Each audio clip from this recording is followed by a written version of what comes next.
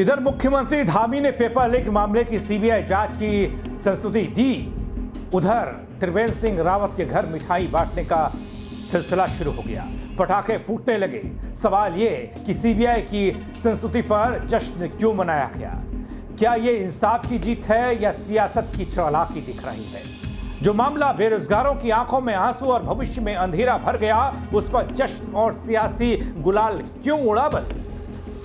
आज बात होगी उस सियासत की जो युवाओं की उम्मीदों पर सवार होकर जश्न मनाकर दिखाई जा रही है।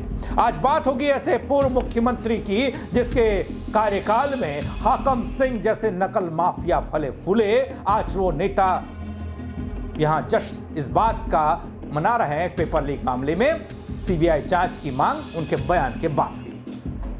इस पर पड़ताल करने जा रहा हूं दोस्तों। इस रिपोर्ट को देखिएगा और खुद तय करिएगा कि ये कैसी राजनीति है बल और किसके लिए और क्या कहता है ये जश्न।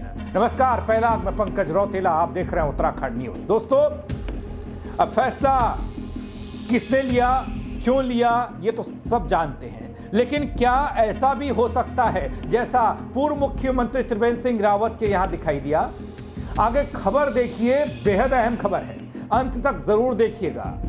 कैसे श्रेय लेने की सियासत हो रही है। सोमवार को जैसे ही पेपर लीक मामले में मुख्यमंत्री पुष्कर सिंह धामी ने सीबीआई जांच की संस्तुति दी, वैसे ही पूर्व मुख्यमंत्री और हरिद्वार से सांसद त्रिवेंद्र सिंह रावत के घर पर जश्न का माहौल देखने को मिला। त्रिवेंद्र सिंह रावत ने मौके को भुनाते हुए कहा कि सरकार ने उनकी बात को माना, इसके लिए सरकार धन्यवाद की पात्र है। अच्छा जी दोस्तों, उत्तराखंड में पेपर लीक और बेरोजगार युवाओं के आंदोलन के मामले में जमकर सियासत देखने को मिली। एक तरफ जहां उत्तराखंड की धामी सरकार ने तकरीबन 8 दिन से धरने पर बैठे बेरोजगार युवा संगठन के सामने हार मानते हुए सीबीआई जांच की संस्तुति कर दी, दूसरी तरफ मुख्यमंत्री पुष्कर सिंह धामी के द्वारा जैसे ही सीबीआई जांच की मंजूरी दी गई, ठीक उसी समय पूर्व मुख्यमंत्री त्रिवेंद्र सिंह रावत के घर पर ढोल बजते हैं। त्रिवेंद्र सिंह रावत की जय जयकार होने लगी। आदरणीय श्री त्रिवेंद्र सिंह रावत जी जिंदाबाद, जिंदाबाद, जिंदाबाद। अन्य सांसद जी जिंदाबाद, जिंदाबाद, जिंदाबाद। श्री त्रिवेंद्र सिंह रावत जी जिंदाबाद, जिंदाबाद, जिंदाबाद। त्रिवेंद्र सिंह रावत जी जिंदाबाद, जिंदाबाद, जिंदाबाद।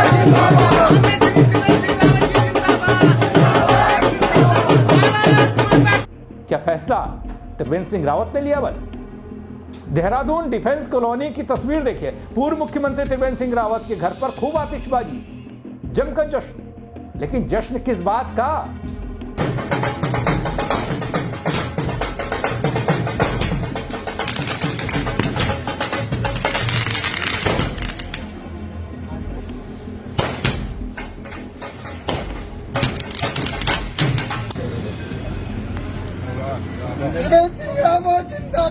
जिंदाबाद, जिंदाबाद, जिंदाबाद। मुझे पता नहीं चला दोस्तों कि जश्न किस बात का है। जश्न मनाने का कौन सा ये दिन है, क्यों जश्न मनाया जा रहा है? आगे देखिएगा कैसे कैसे इस खबर को लेकर और जश्न के पीछे के राज आगे आते हैं। लेकिन देहरादून के कुछ पत्रकार सोशल मीडिया पर इस जश्न को अपने चश्मे से देख रहे हैं, वो भी आपको दिखा रहा हूं। उसके बाद आप खुद समझ जाएंगे कि मामला क्या है। देहरादून के वरिष्ठ पत्रकार पंकज पवार, वो काफी एक्टिव रहते हैं, वो एक फेसबुक पोस्ट लिखते हैं, अंदाजा लगेगा आपको और थोड़ा सा देखिएगा। अपने फेसबुक पोस्ट में त्रिवेंद्र सिंह रावत के घर पर जश्न को वो कैसे देखते हैं। वो लिखते हैं, जो बोलूंगा सच बोलूंगा, भली लगे या बुरी लगे। यह किस बात का जश्न चल रहा है, मेरी समझ से परे है। केवल बयान देने से क्या सीबीआई हो जाती है क्या? मतलब जांच सीबीआई की हो जाती है क्या? नहीं ना। बीजेपी वालों को क्यों नेता की फजीयत करवानी पड़ रही है? त्रिवेंद्र सिंह रावत को टैग करते हैं, ईमानदार नेता हैं। उन्होंने युवाओं के दर्द को मानते हुए जब पत्रकार द्वारा सवाल पूछा गया तब बयान दिया गया, खुद से बयान जारी थोड़े किया। यानी कि देखिए दोस्तों, इसको आप समझने की कोशिश इस तरीके से करिएगा। एक होती है खुद की पैरवी। आपने देखा होगा कुछ विधायक, खासकर कानपुर से विधायक हैं उमेश कुमार, वो खुद एक पत्र लिखते हैं, वो खुद मुख्यमंत्री से मिलते हैं, चलिए उनकी खुद की पहल थी, लेकिन त्रिवेंद्र सिंह रावत ने खुद कोई बात कभी कही नहीं। उनसे एक पत्रकार ने, जब पत्रकारों ने सवाल किया कि ये मामले पर आप क्या कहेंगे जी, इसमें तो सीबीआई जांच की, तब उन्होंने कहा कि हाँ होनी चाहिए। वो खुद अपना टीन टबाड़ा उठाकर जो अभ्यर्थी थे, बेरोजगार संघ वाले थे, उनके बीच में नहीं पहुंचे थे। उन्होंने ना उनसे बातचीत की, ना उनका दुख समझा, ना दर्द समझा। लेकिन जैसे ही सीबीआई जांच की मंजूरी हुई, ढोल नगाड़े बजने लगे, मिठाइयां बांटी जाने लगी और बयान भी देने लगे कि भैया मैंने बयान दिया था तो मेरा बयान का असर देखिए। अरे महाराज, तो इस पोस्ट को जरा देखिए और समझिएगा। इस तरह के ढोल ताशे बजाए जा रहे हैं पूर्व सीएम के घर पर। आंदोलन चल रहा था जैसे बीजेपी के इन कार्यकर्ताओं ने सीबीआई दिलाने का आंदोलन किया हो। नहीं ना, जीत युवाओं की है, उन्हें जश्न मनाने दो। आंदोलन उनका है, सीबीआई की मांग उनकी थी, सड़क पर वो थे, किसी को उसका श्रेय नहीं जा सकता। फैसला धामी सरकार का है और जश्न कहां मन रहा है। क्या केवल बयान देने से सीबीआई हो जाती है? अगर हो जाती है तो NH 74 छात्रवृत्ति घोटाले पर सीबीआई जांच क्यों नहीं हुई? आपने बयान दिया, बस जश्न मनाने का हक उनका ही है जो 8 दिन तक गर्मी बरसात में सड़क पर थे। इतना भर नहीं है। एक पत्रकार की पोस्ट को आपके साथ साझा कर रहा हूं दोस्तों, लेकिन इन सब के बावजूद इसके अलावा और कुछ सवाल करूंगा। उससे पहले आप ये मामले को देखिए। सीबीआई जांच को लेकर रावत जी का नजरिया क्या रहा है इससे पहले, क्योंकि एक बार की बात है रावत जी खुद सीबीआई के झमेले में फंसे। मामला पुराना है लेकिन याद दिलाना पड़ेगा। रावत साहब के ऊपर हाई कोर्ट ने सीबीआई की बात की थी, तो रावत साहब उस समय सुप्रीम कोर्ट क्यों गए थे, इसको लेकर चर्चाएं थी। सर इसे किसने कही थी, किसके लिए कही थी? आपके लिए किसने कही थी? कांग्रेस के बयान। नहीं, कांग्रेस को मुझे लगता है कि कुछ कोई बूढ़ा बुजुर्ग होंगे जो इस तरह की बातें कर रहे हैं, उनकी याददाश्त कमजोर हो गई है। ऐसी कभी कोई इस तरह की कोई बात नहीं हुई। चलिए ठीक है सर। यह सवाल जो कांग्रेस के हवाले से पत्रकारों ने त्रिवेंद्र सिंह रावत से किया, तो उनका जवाब क्या था आपने सुन लिया। लेकिन मैं आपको याद दिला दूं, यह मामला साल 2020 का है, अगर मैं गलत नहीं हूं तो तब के उत्तराखंड के मुख्यमंत्री त्रिवेंद्र सिंह रावत ने अपने खिलाफ सीबीआई द्वारा एफआईआर दर्ज कर जांच शुरू करने के हाईकोर्ट के फैसले को सुप्रीम कोर्ट में चुनौती दी थी। तब दोस्तों उत्तराखंड हाईकोर्ट के जस्टिस रविंद्र मैठानी ने तब के मुख्यमंत्री त्रिवेंद्र सिंह रावत पर एक पत्रकार द्वारा लगाए गए रिश्वत के आरोपों की जांच के आदेश दिए थे। आज मुख्यमंत्री धामी के सीबीआई जांच के फैसले का श्रेय त्रिवेंद्र सिंह रावत ले रहे हैं। उन्होंने मांग की तो धामी ने फैसला ले लिया। सीबीआई जांच को लेकर आप दो मापदंडों पर कैसे चल सकते हैं त्रिवेंद्र रावत जी? आज सीबीआई जांच पर वाहवाही हो रही है, तब भी सीबीआई जांच चल रही थी जब आप हाईकोर्ट के फैसले को सुप्रीम कोर्ट में चुनौती देने पहुंचे थे। क्यों? तब बात आप पर थी, इसलिए आपको सीबीआई पर भरोसा नहीं था और आज आपको सीबीआई पर भरोसा है। दोस्तों, जब पेपर लीक पर हाकम सिंह गिरफ्तार हुआ, सवालों का घेरा एक त्रिवेंद्र सिंह रावत पर लगा। सियासत गरमाई, हाकम सिंह का त्रिवेंद्र सिंह रावत से कनेक्शन जोड़ा गया।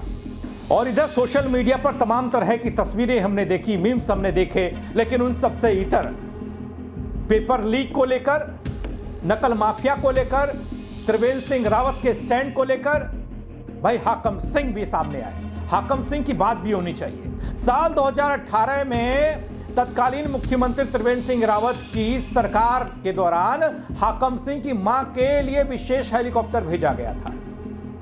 पूर्व सीएम त्रिवेंद्र सिंह रावत और हाकम सिंह के बीच रिश्तों पर सवाल खड़े होने लगे थे। तब सवाल पूछा गया था, आखिरकार एक साधारण महिला के लिए राज्य सरकार को हेलीकॉप्टर भेजने की आवश्यकता क्यों पड़ी बल? और क्या इसके पीछे कोई खास राजनीति या व्यक्तिगत संबंध छिपे थे? तो उस समय तो बोलती बंद हो गई।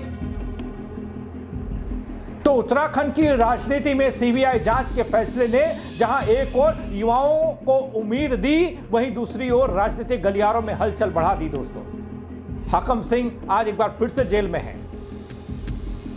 तब जब हाकम सिंह की गिरफ्तारी हुई, त्रिवेंद्र सिंह रावत जब मुख्यमंत्री थे, तब नकल माफिया का एक बड़ा सिंडिकेट उजागर हुआ या भंडाफोड़ हुआ, तब कोई सीबीआई जांच की बात नहीं हुई। ये बयान देने वाले तब कहां थे? देखिए, श्रेय लेने की बात कर रहा हूं मैं। फैसला मुख्यमंत्री धामी का है, बहुत अच्छा फैसला है। आपका क्या रोल है? मैं जानना चाहता हूं कि आपका क्या रोल है।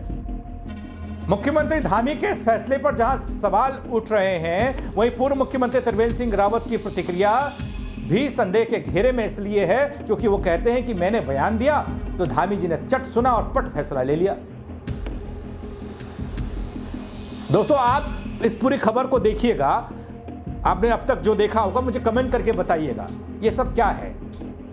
और हाँ, एक बात बताना भूल गया, आज देहरादून की तमाम सड़कों पर बड़े बड़े होल्डिंग लगे हैं, पोस्टर, जिसमें ये सीबीआई जांच का श्रेय त्रिवेंद्र सिंह रावत की फोटो लगाकर लिया जा रहा है या उनको दिया जा रहा है कुछ उनके चेले चपाटों द्वारा। पूरा देहरादून में पोस्टर लगे हुए हैं। अरे जश्न तो सरकार नहीं मना रही, फैसले पर खुशी धामी जी नहीं मना रहे, ना वो बेरोजगार युवा मना रहे हैं जो पेपर लीक के शिकार हो गए, ना उनमें जश्न। भाई, त्रिवेंद्र सिंह रावत और उनके कुछ चाटुकार जो हैं लोग अगल बगल वाले, जो क्यों इतने जश्न में डूबे हैं? बोल, इन्होंने क्या कर दिया? दोस्तों, अब देखना यह होगा कि यह जांच जो सीबीआई की अब शुरू हो चुकी है, यह कहां जाकर खत्म होगी। लेकिन इस जश्न वाली सियासत पर भी सवाल होना चाहिए। वैसे लोग जागरूक है, समझने वाले समझ रहे हैं बल, और जो पत्रकार कभी इस तरह की बातें लिखते नहीं थे, इस नजरिए से देखते नहीं थे, वो भी अब इस तरीके से देखने लगे हैं कि हो क्या रहा है इस प्रदेश में। फिलहाल इतना कि इस पूरे मामले पर किस तरीके से आगे सियासत करवट लेती है, आगे क्या होता है परिणाम, क्या ये कुछ और ही इशारा है, त्रिवेंद्र सिंह रावत क्यों फूले नहीं समा रहे हैं, अभी तो देखना पड़ेगा। दोस्तों, इंतजार करना पड़ेगा। मैं भी करूंगा, आप भी करिएगा। लेकिन इस खबर को लेकर आप कमेंट करिएगा, मुझे बताइएगा कि आपको क्या लगता है, इसके पीछे की वजह क्या लगती है। और खबर को लाइक करिएगा, शेयर करिएगा, ताकि और लोग भी समझ पाएँ और मुझे समझा पाएँ या मुझे बता पाएँ कि भैया ये क्यों हो रहा है प्रदेश में। देखिए, युवाओं के साथ सब खड़े हैं, आप भी खड़े हैं, मैं भी खड़ा हूँ, सरकार भी खड़ी है। सीबीआई जांच की बात मैं भी कह रहा था, युवा भी कह रहे थे, सरकार ने माना, सरकार ने भी कर दिया फैसला।